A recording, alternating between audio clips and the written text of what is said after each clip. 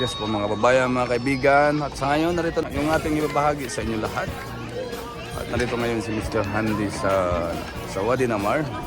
At inimbitahan po tayo ng mga... narito si Pai. Kami sa Wadi Namar. Yan. At nandito si Linda. Welcome to Wadi Namar. Welcome to Wadi Namar daw. Yan. Ito mga kababayan natin dito sa Saudi. Dito magkita-kita, nag-outing kami. Until next time, outing din dito. Sila po ang nagbita sa akin, kaya nakapunta rito si Mr. Handy. No? Ayan si Pai. Si Babo. O si Babo. Linda. Meron pa. Meron pa. Linda. Kailas. Ang Wadi Namar matatagpuan niyo rito sa Riyadh, Saudi Arabia. Let's go! We gotta take another train to the Balkan City to rock out the fucking ancient walls. We gotta take another train to the Balkan City to make the dreamers to down in the bags. We gotta take. Siyempre, at Hello friends, we are now in Wadi Namar Park. We are Park, taking park. outing here. Please come and visit Wadi Namar.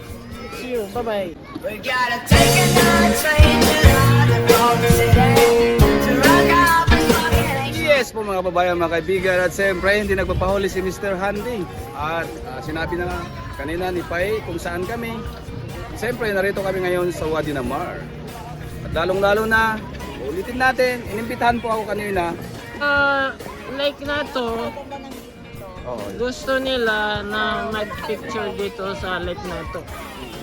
So, At yan po mga babayan, at yung mga tao rito na mamasyal, hindi lang Pilipino at mga iba't ibang mga lahi yung mga pupunta rito dahil po ay mag-outing para naman mawala yung stress, hindi tayo mahumsik at depressed. Kailangan din natin yung mga ganito, bandingan at lalong-lalo na yung ating mga kababayan, yung mga nag-imbita tulad ng mga nila to, inimbitahan tayo, kumain dito.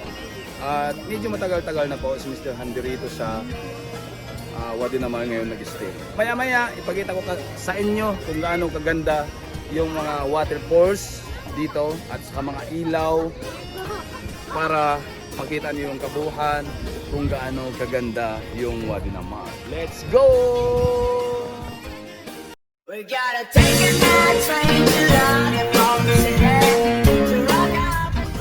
Papaya mga kaibigan at tayo pa yung pauwi na kasi tapos na yung rito sa Wadi Namar at nagligpit na yung ating mga kasamahan at sa ngayon pag mga ganitong araw maraming tao